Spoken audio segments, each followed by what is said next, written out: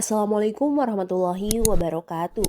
Sepertinya, Fanlit misionaris Katolik Ordo Yesuit belajar dari kasus Kiai Sadrak.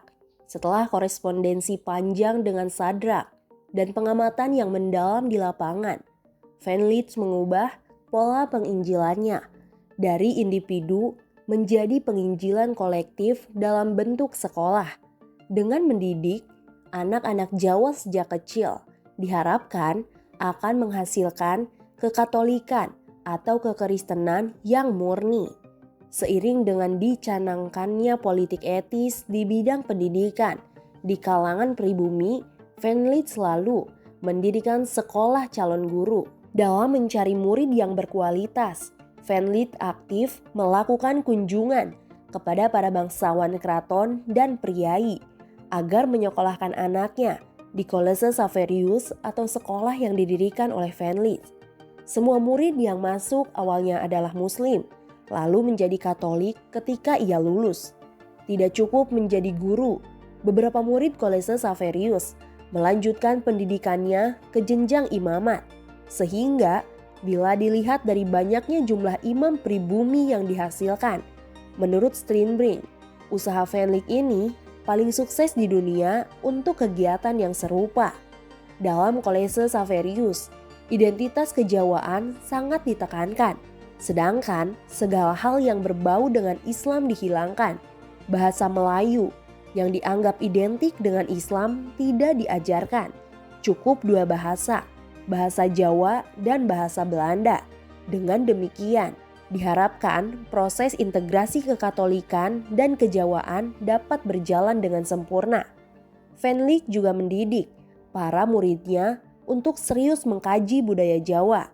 Hasil dari kajian para muridnya itu diterbitkan dalam jurnal Stieg Cleverbond yang diterbitkan di Belanda.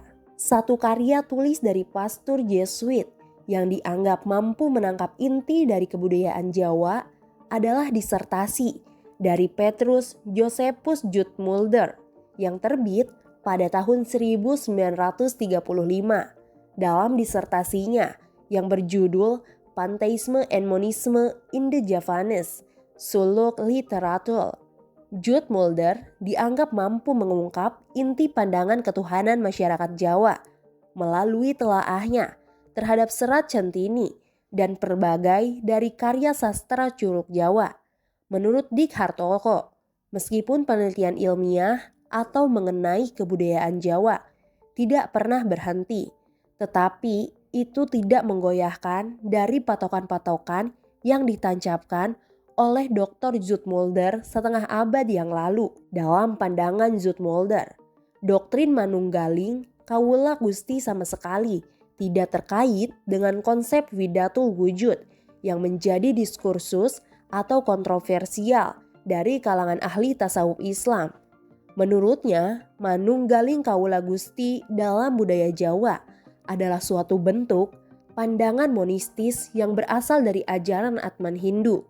Bahkan pada karya sastra yang eksplisit, corak keislamannya pun akan dianggap sebagai Islam yang telah terpengaruh alam dari religius India maupun lewat alam religius Hindu Jawa. Inkulturasi pada perkembangannya tidak hanya untuk kalangan internal, tapi juga untuk membentuk konsep tentang Jawa. Sehingga dapat dilihat, saat ini pandangan Zoetmulder menjadi mainstream dalam banyak penelitian mengenai agama Jawa atau kebudayaan Jawa. Beberapa buku tentang Jawa pada periode berikutnya masih mengacu pada kerangka berpikir dari Zoetmulder, bahkan lebih menspesifikan tentang apa yang disebut sebagai agama Jawa, dan keseriusan ini terbukti mampu menghasilkan nama-nama besar yang dalam berbagai sisi kebudayaan Jawa, seperti Bagong Kussudiharjo di bidang tari di Jawa dan S.H. Mintarja dengan novelnya, lalu Api di Bukit Menoreh, dan Y.B. Mangunwijaya di bidang arsitektur dan pemberdayaan masyarakat. Di kalangan antropolog, ada nama Nismulder, penulis buku Mistisisme Jawa, lalu Frans Magni Suseno dengan bukunya Etika Jawa, sebuah analisa falsafi tentang kebijaksanaan hidup Jawa.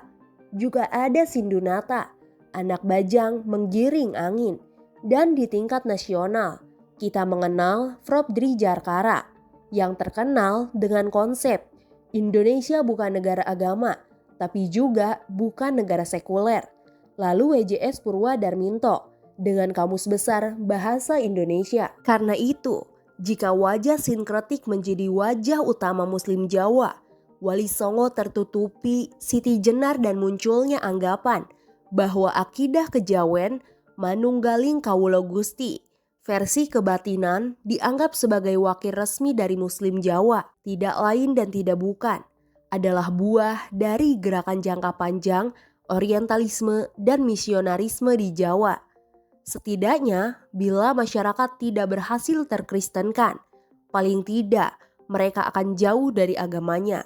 Sebuah wasiat suci dari Samuel Zwemer untuk para penginjil. Bagaimana menurut kalian? Tulis pendapat kalian di kolom komentar.